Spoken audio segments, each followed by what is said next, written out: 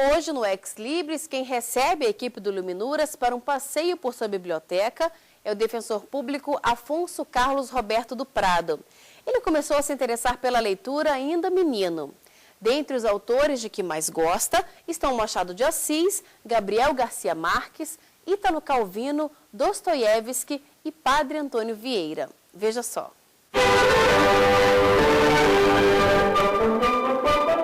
O defensor público Afonso Carlos Roberto do Prado começou a se interessar pelos livros ouvindo contos, causos e histórias do imaginário popular na roça, onde nasceu. São muitas as influências que a literatura, os livros, me provocaram.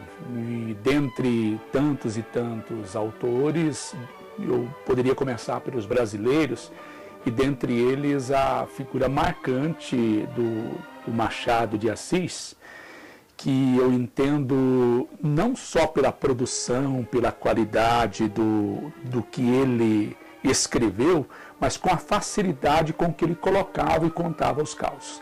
A minha coleção completa do Machado de Assis, recentemente, numa missão que participava em Timor-Leste, num programa de cooperação na construção do sistema de justiça de Timor-Leste, eu levei para Timor-Leste e deixei a coleção toda lá, doada para algumas pessoas que se interessam pela literatura brasileira. E do Machado de Assis, o que mais me toca é Dom Casmurro, pela singeleza com que se conta uma história de vida entre Capitu e Bentinho, e um final extremamente interessante, instigante, e que cada um pode, de repente, conduzir no seu contexto o que é que realmente aconteceu entre Capitu e Bentinho, e aquele final dramático em que nos conduz à imaginação. Isso é algo muito marcante da literatura. Claro que Machado de Assis se soma a muitos outros autores brasileiros, como José de Alencar, Monteiro Lobato, que tem os 100 anos de solidão do Gabriel Garcia Marques. Foi Gabriel Garcia Marques,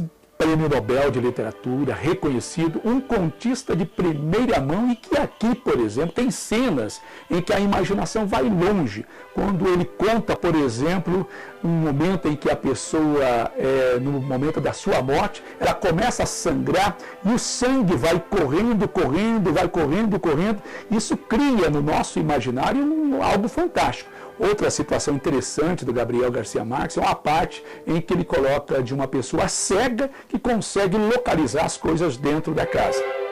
Poderia escolher muitos outros, mas vou buscar no Marquês de Beccaria, César de Beccaria, dos delitos e das penas, um contexto extremamente interessante, muito identificado com a vida do defensor público, que é a questão das penas. Beccaria chega num determinado momento em que se fala demais de castigo, de vingança, e ele dá um contexto humanitário para a questão das penas, ao castigo a ser dada às pessoas transgressoras. É um ponto, trata-se de um livro pequeno, rápido a leitura, mas de um alto contexto, que é extremamente necessário uma leitura, releitura, para entender de que a punição a ser dada às pessoas que cometem crime não pode estar no contexto somente da vingança, mas também no contexto da ressocialização.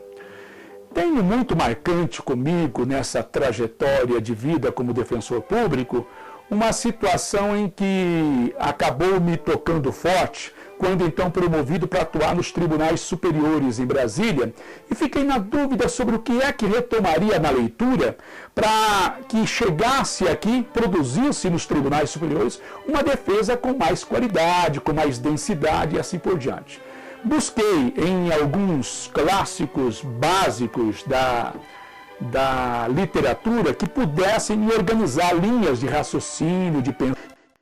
E aqui pesa muito forte a figura do Nietzsche, existencialista de primeira mão, em que busca para si a responsabilidade das suas ações, dos seus comportamentos, porque a partir do momento que a responsabilidade é minha, eu posso muito melhor trabalhar com a influência a ser feita do outro lado. Então Nietzsche, na sua ideia de super-homem, na ideia do anticristo, na ideia existencialista, foi extremamente marcante. Mas destaco desta fase a ideia de Franz Kafka. E Kafka me marca muito grande, porque se trata de um autor em que, ainda muito jovem, trata das questões da vida com uma facilidade extremamente grande de contar a sua vida envolvendo verdadeiros dramas humanos fantásticos e que traz também no contexto do direito. Eu fui a Praga e o livro Castelo, eu comecei a leitura dele em cima do túmulo do Kafka. Parecia coisa meio de maluco, mas entendi que seria uma maneira de introspecção da verdadeira qualidade da obra desse autor. Kafka é muito marcante naquilo que eu entendo, nessa concepção de buscar dentro daquilo que o ser humano tem dos seus dilemas, da sua vida afogada em problemas, em buscar as soluções. E aqui tem o padre Antônio Vieira, que tem um monte de sermões escritos, que nós poderíamos selecionar vários deles, mas me permita uma pequena historinha que já utilizei em tribunal e com grande efeito.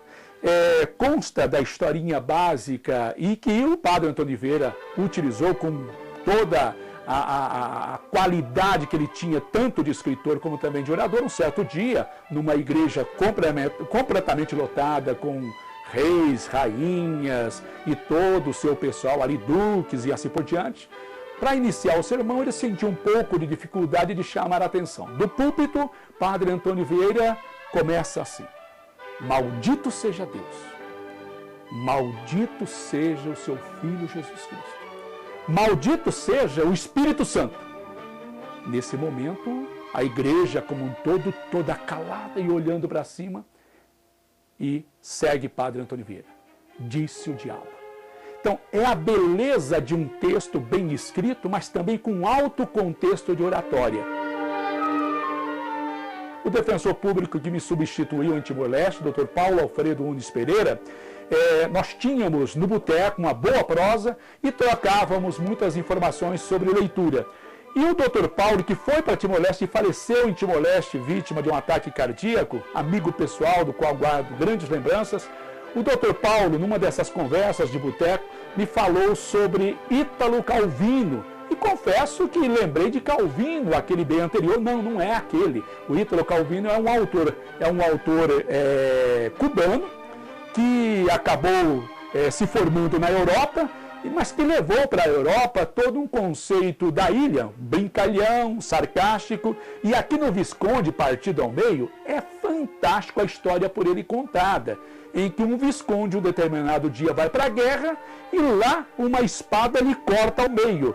A metade boa e a metade má. Volta para as suas terras. Primeiro uma metade, a metade boa. E essa metade boa tem todo um contexto. Depois vem a metade má. E as duas partes, elas se degradiam, as pessoas convivem com o visconde bom e o visconde mau. E nesta situação, o final é fantástico quando as duas partes se juntam novamente. Literatura, nesse contexto, do que eu imagino, é essa arte forte da provocação e do aprendizado. Certamente de que os livros me fazem mais humano, me fazem mais sensível e me fazem um pouco mais consciente de que preciso ler muito mais ainda. E nós ficamos por aqui. Se você quer participar do Iluminuras, basta enviar a sua sugestão. O nosso endereço é iluminuras@stf.jus.br. Muito obrigada pela sua companhia e até o próximo programa. Tchau!